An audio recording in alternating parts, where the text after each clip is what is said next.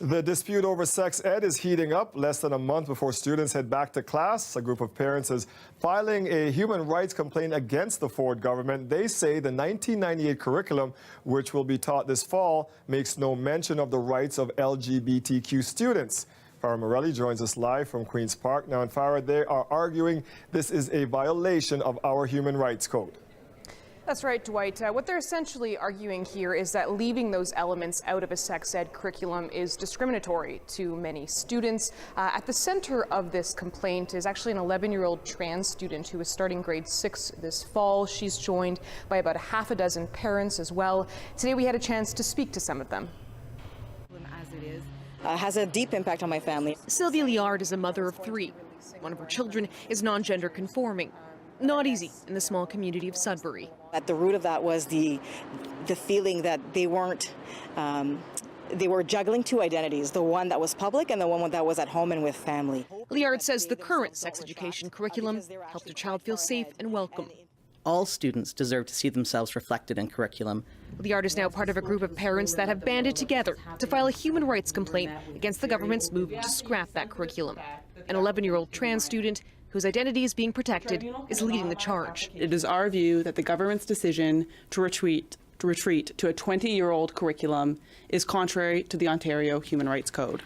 Pressed on this during question period today, the Premier brushed off allegations his government is violating that code. Speaker, why is this Premier violating the human rights of children across Ontario? Premier. Mr. Speaker, I know, like the NDP, they like fear-mongering, but we're gonna actually consult with parents. We're gonna focus on math scores. We're gonna focus on math and science, which we should be focusing on. This isn't the only legal action threatened against the government. The Canadian Civil Liberties Association is challenging the process of how the government scrapped the current curriculum. We will seek an injunction if necessary and get this stopped before the new curriculum, depending on what it looks like exactly, hits the classrooms. The CCLA is waiting for the government to formally give the directive to teachers to go back to the 1998 curriculum. But school boards across Ontario say they received nothing at all so far. Today, once again, the Minister of Education didn't say when the government plans on giving teachers any direction. My response is I have every confidence in our teachers, and they're going to be utilizing the curriculum that was last used in 2014.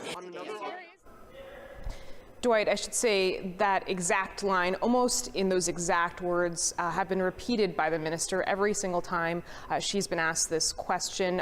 We've really tried to get a sense of when the ministry is going to give any specific direction to teachers for what's supposed to be taught this fall. And until the ministry clarifies that, no one really knows what teachers are supposed to and are going to be able to teach come September, which is in just a few weeks. As for that human rights complaint, the lawyers in that case say that they plan to file that within the next 7 days. They say that they will be putting in a request to have it expedited in the hopes that maybe it will take place, that hearing might take place before the start of school. Yeah, and the start of school is coming up fast, as you said. Thank you, Farah.